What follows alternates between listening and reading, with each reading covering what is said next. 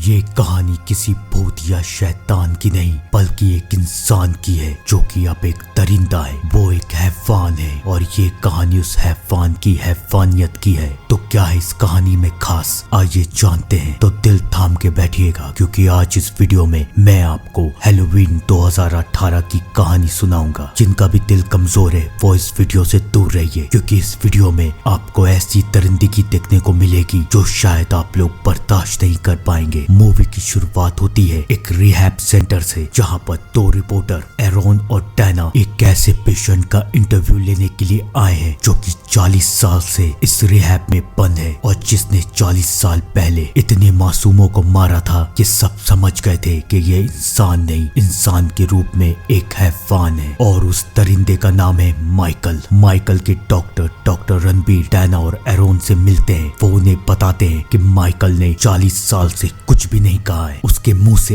एक लफ्ज तक नहीं निकला है। 40 साल पहले उसे यहाँ भेज दिया गया था क्योंकि गवर्नमेंट भी ये जानना चाहती थी कि आखिर उसने इतने सारे बेगुनाह मासूमों को क्यों मारा है, इसके दिमाग में चल क्या रहा है। लेकिन 40 साल से ये एक लफ्ज भी नहीं बोला और अब गवर्नमेंट को ये यकीन हो गया है कि वो इनके कोई काम का नहीं है। तो वो उन्हें यहाँ से एक ऐसी जगह शिफ्ट कर रहे हैं जहाँ पर इसकी जिंदगी मौत से भी बदतर हो जाएगी। वैसे भी 40 साल पहले माइकल का जो पहला डॉक्टर था डॉक्टर लूमिस, उसका ये कहना था कि माइकल जैसे दरिंदे को जिंदा रहने की कोई जरूरत नहीं है, उसके लिए बस एक सजा है, सजाए मौत। एरन और डैना भी माइकल का इंटरव्यू लेना चाहते हैं। वो लोग माइकल के पास पहुंचते हैं। वहाँ पर माइकल के अलावा और भी बहुत सारे पेशेंट हैं और सब एक से बढ़कर एक दरिंदे हैं। वो सब कभी भी कुछ भी कर सकते हैं। डॉक्टर रणबीर एरन को समझाते हैं कि माइकल से दूर रहना। एरन धीरे धीरे माइकल के करीब जाता है। वो माइकल से पूछता है कि तुम कैसे हो। माइकल कोई जवाब नहीं दे रहा। वो एकदम शांत है, जैसे कि मौत के आने से पहले की शांति। एरन माइकल को उसका मास्क दिखाता है। वो मास्क जिसे पहनने के बाद माइकल एक दरिंदा बन जाता है। वो उसे दिखा के पूछता है कि बताओ इसे देख के तुम्हें क्या याद आ रहा है, तुम क्या कहना चाहते हो। लेकिन माइकल कुछ नहीं कहता। उस मास्क को देख के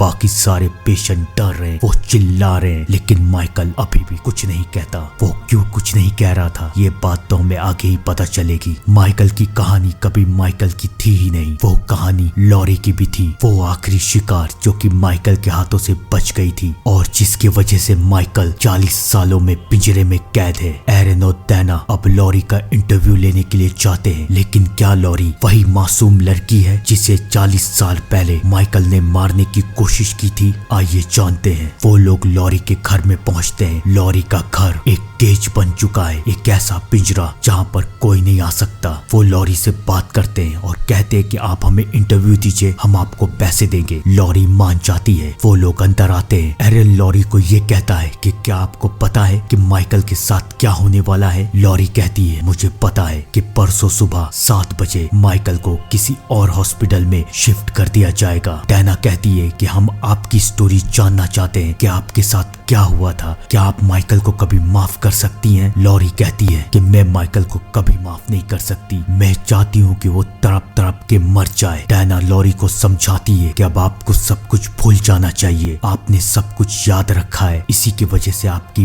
बेटी, आपकी नाती आपसे दूर हो गई है, आपके साथ कोई नहीं है। मुझे लगता है कि आपको माइकल से बात करनी चाहिए, उसे माफ करना चाहिए। ये सुन के लॉरी को गुस्सा आ जाता है। वो उन दोनों को बाहर जाने के लिए कहती है। वो दोनों तो वहाँ से चले जाते हैं। लेकिन आप लोग कहीं मत जाइएगा क्योंकि कहानी इतना खौफनाक रूप लेने वाली है जिसकी उम्मीद आपने कभी नहीं की होगी। कहानी आगे बढ़ती है। मूवी का अगला सीन हमें लॉरी की बेटी कैरन के घर में लेके जाता है। कैरन अपने पति रे और अपनी बेटी एलिसन के साथ बहुत खुश है। उसकी बेटी एलिसन को अवार्ड मिला है और वो उसे आज सेलिब्रेट करना चाहती है। इस पार्टी में एलिसन का बॉयफ्रेंड कैमरॉन भी आना चाहता है। एलिसन के पापा और माँ कैमरॉन को काफी पसंद करते हैं, लेकिन एलिसन ये भी चाहती है कि इस पार्टी में उसकी नानी लॉरी भी आए। वो अपनी माँ से कहती है कि आपने नानी से बात की? कैरन नहीं चाहती कि उसकी बेटी उसकी माँ से मिले। वो उससे झूठ कह देती है कि मैंने बात की है लेकिन मुझे पता नहीं कि वो आएंगी या नहीं। एलिसन वहाँ से चली जाती है। वो अपनी दोस्त विक्की और उसके बॉयफ्रेंड डेव के साथ स्कूल जा रही है। वो उन्हें बताती है कि उनकी माँ नहीं चाहती कि वो अपनी नानी से मिले क्योंकि उन्हें ऐसा लगता है कि अगर वो अपनी नानी से मिली तो वो भी उनकी तरह बन बन जाएगी। आज से 2 दिन के बाद हैलोवीन की पार्टी है और उनके परिवार में हैलोवीन को अच्छा नहीं माना जाता,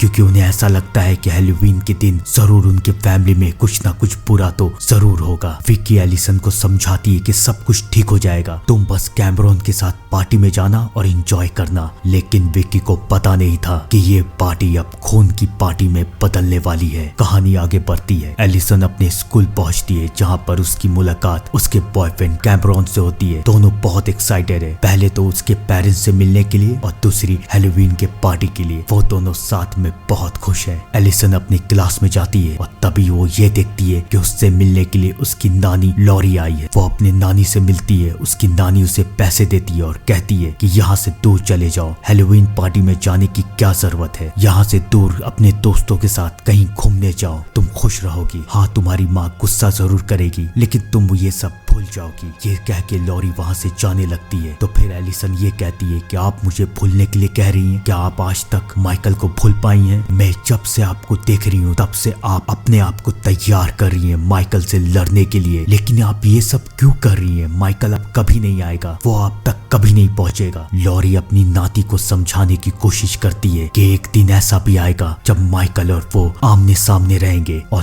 तब सिर्फ एक इंसान जिंदा रहेगा, या तो वो या फिर माइकल। एलिसन को समझ में नहीं आ रहा कि वो अपनी नानी के बातों का क्या जवाब दे। कौन सही है, एलिसन या फिर लॉरी? ये तो हमें वक्त ही बताएगा। रात होती है और अब ये वक्त आ चुका है जब माइकल और दूसरे पेशेंट को कहीं और ट्रांसफर किया जाएगा। डॉक्टर रणबीर ये कहते हैं कि माइकल मेरा पेशेंट था, तो ये जब तक कहीं और चला नहीं जाता तब तक मैं इसके साथ रहूंगा। लॉरी भी माइकल को जाते हुए देख रही है। उसे गुस्सा आ रहा है, उसे सब कुछ याद आ रहा है कि कैसे माइकल ने उसके सामने उसके दोस्तों को मार दिया था। वो चिल्लाती है और अब वो आगे क्या करेगी ये तो हमें फ्यूचर में ही पता चलेगा। कहानी हमें रेस्टोरेंट की तरफ लेके जाती है, जहाँ पर एलिसन और उसकी फैमिली बहुत खुश है। लेकिन तभी वहाँ पर लॉरी आ जाती है। लॉरी बहुत परेशान है। अपनी माँ को परेशान देख के कैरन कहती है, बताइए आपको क्या हुआ? लॉरी अपनी बेटी कैरन को बताती है कि उसने माइकल को देखा और उसका मन कर रहा था कि वो माइकल को जाके मार दे, लेकिन वो ऐसा कर नहीं पाई। उसे समझ में नहीं आ रहा है कि वो क्या करे। कैरन अपनी माँ को समझाती है। ये सब देख के एलिसन को बिल्कुल अच्छा नहीं लग रहा, लेकिन एलिसन को पता कहाँ था कि कहानी तो अब बद से बदतर बनेगी, क्योंकि हमें दिखाया जाता है कि जिस बस से माइकल को ले जाया जा रहा था वो उस बस का एक्सीडेंट हो चुका है और माइकल और सारे पेशेंट आजाद हो चुके हैं। हाईवे में उस बस को देख के एक आदमी अपनी कार रोकता है और कहता है, मैं देख के आता हूँ कि क्या किसी को मदद की जरूरत है या नहीं। और ये उस बेचारे की जिंदगी की आखिरी गलती थी। थोड़ी देर के बाद उसका बेटा ये देखता है कि उसके पापा आ नहीं रहे। वो पुलिस को खबर कर देता है और उसके बाद बाहर निकल के अपने पापा को ढूंढने की कोशिश करता है। वो बस के अंदर जाता है और तभी उसे डॉक्टर रणबीर दिखते हैं और वो हड़बड़ाहट में गोली चला देता है। डॉक्टर रणबीर बेहोश हो जाते हैं और वो लड़का डर के मारे वहाँ से भाग जाता है। वो भागने की कोशिश कर रहा है, लेकिन अब कोई कहाँ भागेगा, क्योंकि माइकल पहले उसके बाप को और फिर उस बच्चे को भी मार देता है। अब वो दरिंदा आजाद हो चुका है अपना खूनी खेल खेलने के लिए। थोड़ी देर में वहाँ पर पुलिस भी पहुँचती है और पुलिस को मिलते हैं घायल डॉक्टर रणबीर और उस बच्चे और उसके बाप की लाश। वो लोग डॉक्टर रणबीर को बचाने में कामयाब होते हैं, लेकिन अब वहाँ पर कोई भी नहीं है, ना माइकल ना दूसरे कोई पेशेंट। इन सारी बातों से अनजान कैरन अपनी बेटी एलिसन को समझा रही है कि उसकी माँ हमेशा से ऐसी थी। उन्होंने उसका सारा बचपन बर्बाद कर दिया। उनके सारे बचपन में वो उसे हमेशा लड़ना सिखाती थी और ऐसे उनका पूरा बचपन बर्बाद हो गया। वो नहीं चाहती कि एलिसन का भी बचपन बर्बाद हो, इसलिए वो उन्हें लॉरी से दूर रखने की कोशिश करती है। कैरन को पता नहीं था कि लॉरी का डर बेवजह नहीं है, उसका डर अब हकीकत बन चुका है। अगली सुबह हमें ये दिखाया जाता है कि वो दोनों रिपोर्टर डैना और एरन माइकल की बहन के कब्र के पास पहुंचते हैं और उन्हें पता चलता है कि अपनी बहन को माइकल ने ही तड़पा के मारा था, वो भी तब जब वो सिर्फ 6 साल का था। अब एरन को भी समझ में आ रहा है कि माइकल किस दरिंदे का नाम है, लेकिन कहानी तो अभी बाकी है, दरिंदगी तो अभी बाकी है। वहाँ दूसरी तरफ हॉस्पिटल में डॉक्टर रणबीर को होश आ जाता है और वो सबको ये बताता है कि माइकल 40 साल से शांत रहने की एक्टिंग कर रहा था। जब उसे मौका मिला तो उसने ड्राइवर और गार्ड दोनों को मार दिया और उसके बाद वो वहाँ से भाग गया। ऑफिसर हॉकिंस को ये पता था कि माइकल अगर आजाद रहा तो खून की नदी बहा देगा और अब वो उसे रोकना चाहते हैं, लेकिन क्या वो उसे रोक पाएंगे? आइए जानते हैं, क्योंकि अब शुरू होने वाला था मौत का एक ऐसा खेल जिसकी उम्मीद कोई नहीं कर रहा था। हमें दिखाया जाता है कि वो दोनों रिपोर्टर एरन और डैना एक रेस्टोरेंट में रुकते हैं। डैना बाथरूम यूज करने के लिए जाती है, तभी उसे एहसास होता है कि उसके पीछे वहाँ कोई आ रहा है। डैना चिल्लाती है कि बाथरूम में अभी मैं हूँ, आप इंतजार कीजिए, लेकिन उस बेचारी को पता नहीं था कि वो वहाँ पर इंतजार करने के लिए नहीं आया है। बाहर जब काफी इंतजार करने के बाद डैना नहीं आ रही, तब एरन रेस्टोरेंट के अंदर जाता है और वो देखता है कि रेस्टोरेंट में लाशें पड़ी हुई है। वो समझ जाता है कि यहाँ पर कोई ना कोई तो दरिंदा जरूर है और वहाँ दूसरी तरफ बाथरूम में वो दरिंदा डैना के ऊपर हमला कर देता है। डैना बचने के लिए मदद मांग रही है, वो चिल्ला रही है,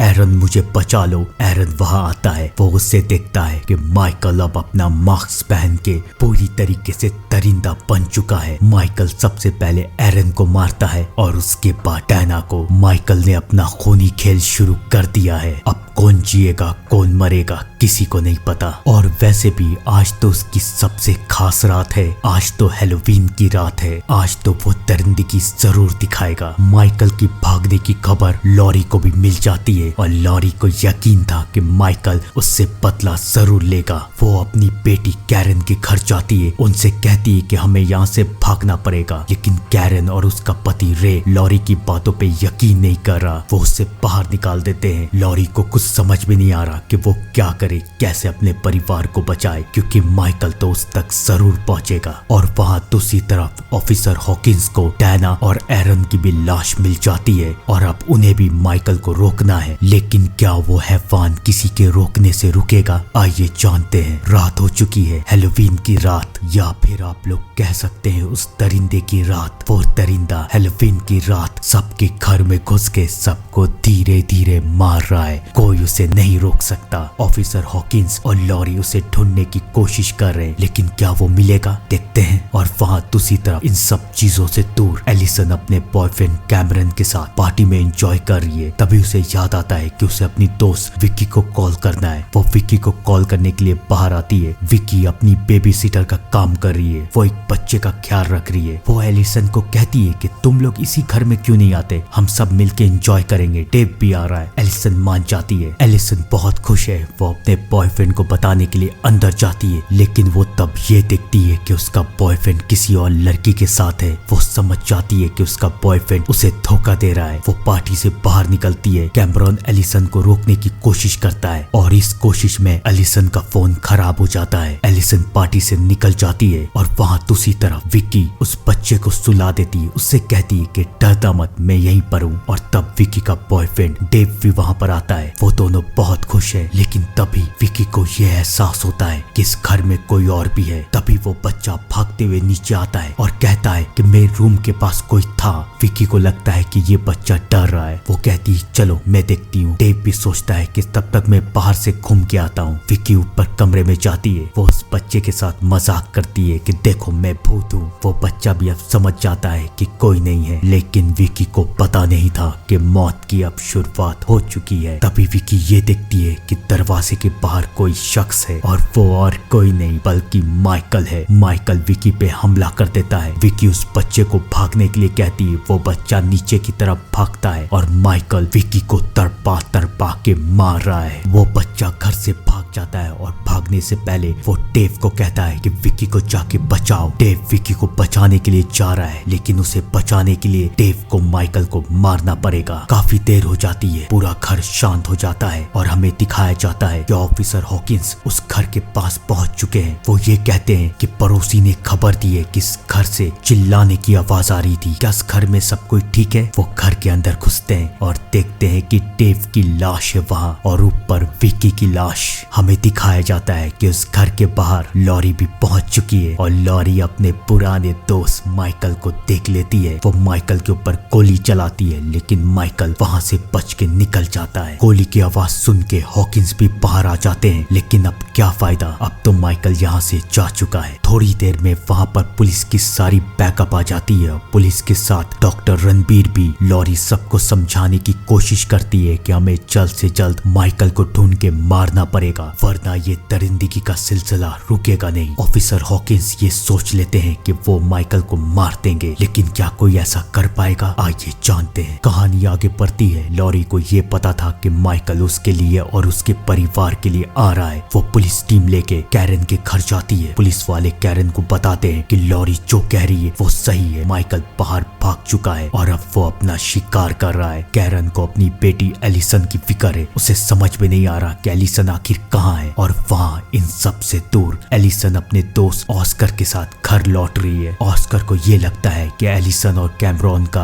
ब्रेकअप हो चुका है, तो वो अब एलिसन का बॉयफ्रेंड बन सकता है, लेकिन एलिसन उसे मना करके वहाँ से चली जाती है। अब ऑस्कर अकेला है। वो एलिसन से चिल्ला चिल्ला के माफी मांग रहा है, लेकिन ऑस्कर को पता कहाँ था कि उसे माफी नहीं बल्कि कुछ और मिलेगा, क्योंकि वहाँ पर आ चुका है माइकल। माइकल को देख के ऑस्कर भागता है, लेकिन अब भागने का क्या फायदा? क्या कोई बचेगा? नहीं, माइकल ऑस्कर को मार देता है। ऑस्कर चिल्लाता है। ऑस्कर की चीख की आवाज सुन के एलिसन वहाँ आती है और एलिसन पहली बार उस हैवान को देखती है। एलिसन समझ जाती है कि उसकी नानी बिल्कुल सही थी। वो वहाँ से भागती है और एक घर में जाके छुप जाती है और उस घर से पुलिस वालों को कॉल करती है। कुछ देर के बाद कैरन, लॉरी और पुलिस वाले वहाँ पहुँचते हैं। एलिसन सबको सब कुछ बता देती है। लॉरी को अपने परिवार की हिफाजत किसी भी हालत में करनी थी, लेकिन ऑफिसर हॉकिंस को एलिसन की जरूरत थी। लॉरी कैरन और उसके पति रे को लेके अपने घर चली जाती है और ऑफिसर एलिसन को लेके माइकल को ढूंढने के लिए जा रहे हैं। उनके साथ डॉक्टर रणबीर भी है। जहाँ पर एक तरफ लॉरी अब माइकल के लिए तैयार है, वो माइकल का इंतजार कर रही है। वहीं दूसरी तरफ ऑफिसर हॉकिंस को माइकल दिख जाता है। वो माइकल को गाड़ी से उड़ा देते हैं और अब वो उसे गोली मारने वाले हैं, लेकिन डॉक्टर रणबीर हॉकिंस को रोक देता है, ये कह के कि मुझे इसकी जरूरत है, मुझे इसके ऊपर स्टडी करनी है, देखना है कि ये अभी कैसा फील कर रहा है। हॉकिंस को ये समझ में नहीं आता कि डॉक्टर रणबीर ये सब क्या बोल रहे हैं, और तभी आती है कहानी में एक खौफनाक ट्विस्ट। डॉक्टर रणबीर हॉकिंस को मार देते हैं और हमें समझ में आता है कि डॉक्टर रणबीर के ऊपर माइकल को लेके एक ऑब्सेशन सवार था, एक जुनून सवार था माइकल को स्टडी करने का। वो माइकल को लेके कार के अंदर आते हैं। एलिसन डर रही है, वो कांप रही है, उसे कुछ समझ में नहीं आ रहा कि वो क्या करे। डॉक्टर रणबीर उससे कहते हैं कि अब थोड़ी देर के बाद माइकल को होश आ जाएगा और उसके बाद माइकल मेरे सामने सबको मारेगा और मैं ये देखूंगा कि माइकल क्या करता है, कैसे करता है और क्यों करता है। डॉक्टर रणबीर अब जुनूनी हो चुके हैं, लेकिन उनके इस जुनून का अंजाम बहुत खतरनाक होगा। माइकल को होश आता है और माइकल सबसे पहले डॉक्टर रणबीर को मार देता है। ये सब देख के एलिसन कार से भागती है। उसी वक्त वहाँ पर दो और पुलिस वाले थे जो कि उस कार की तरफ जाते हैं जिस कार में माइकल नाम का दरिंदा है। तो क्या आप वो माइकल को पकड़ लेंगे? ये तो हमें आगे की कहानी ही बताएगी। कहानी हमें लॉरी के घर में लेके चलती है। लॉरी को पूरा यकीन था कि अब माइकल यहाँ पर जरूर आएगा, लेकिन उसके दामाद रे को ये सब बकवास लग रही है। तभी वो ये देखता है कि बाहर पुलिस की गाड़ी आई है। उसे लगता है कि एलिसन आई है। वो बाहर जाता है और ये उसके जिंदगी की आखिरी गलती थी, क्योंकि उस पुलिस की गाड़ी में एलिसन नहीं बल्कि उसकी मौत आई थी। माइकल सबसे पहले रे को मार देता है। अब लॉरी समझ जाती है कि माइकल यहाँ आ चुका है। वो कैरन को कहती है कि नीचे बेसमेंट में जाओ, मैं माइकल को रोकती हूँ। वो माइकल को रोकने की कोशिश कर रही है, लेकिन क्या वो माइकल को रोक पाएगी? उस दरिंदे को रोकना इतना आसान नहीं था। लॉरी गोली चलाती है, माइकल घायल हो जाता है, लेकिन अब वो घर के अंदर घुस चुका है। कैरन बेसमेंट में बंद है और लॉरी माइकल को ढूंढ रही है। पूरे घर में वो दरिंदा लॉरी को मिलता है और वो लॉरी को छत से नीचे गिरा देता है। और उसी वक्त घर में एलिसन पहुंचती है। वो अपनी नानी को आवाज दे रही है। माइकल समझ जाता है कि उसके और भी शिकार इस घर में है। अपनी बेटी की आवाज को सुन के कैरन बाहर निकलती है और कैरन एलिसन को भी बेसमेंट में बुला लेती है और वो लोग बेसमेंट को लॉक कर देते हैं। वो कातिल, वो दरिंदा, वो हैवान उस बेसमेंट के पास आ जाता है। वो बेसमेंट का दरवाजा तोड़ रहा है। अब कैरन को समझ में नहीं आ रहा कि वो क्या करे। वो गन तो उठाती है, लेकिन क्या वो गन चला पाएगी? माइकल दरवाजा तोड़ देता है। कैरन रोती है कि मुझसे ये सब नहीं होगा, मुझे माफ कर दो। माइकल समझ जाता है कि कैरन बहुत कमजोर है। वो कैरन के सामने आता है और ये उस दरिंदे की गलती थी, क्योंकि ये कैरन की चाल थी। कैरन उसे गोली मार देती है और उसी वक्त वहाँ पर लॉरी भी आ जाती है। वो भी जिंदा है। वो सब मिलके माइकल के ऊपर हमला करते हैं और माइकल को बेसमेंट में बंद कर देते हैं। और उसके बाद लॉरी हंसती है। वो कहती है कि ये बेसमेंट तुम्हारे लिए ही तो बनाया था, ये तुम्हारी मौत है। उसके बाद लॉरी एक बटन दबाती है और बेसमेंट के अंदर गैस लीक होना शुरू हो जाती है। लॉरी, कैलन और एलिसन उस बेसमेंट में आग लगा देती है और ये माइकल का अंत था, उस हैफान का अंत जिसने बहुतों को मारा था। उस दरिंदे माइकल के साथ पूरा घर आग में जल जाता है और उस घर से निकलती है सिर्फ 3 लोग, लॉरी, कैरन और एलिसन। लेकिन क्या कहानी खत्म हो गई है ये तो हमें भविष्य में ही पता चलेगा। तो दिल थाम के बैठिएगा फ्यूचर की कहानी के लिए और मैं मिलता हूँ आपसे एक और खौफनाक और दिल दहलाने वाली कहानी के साथ। तब तक के लिए thank you and good bye.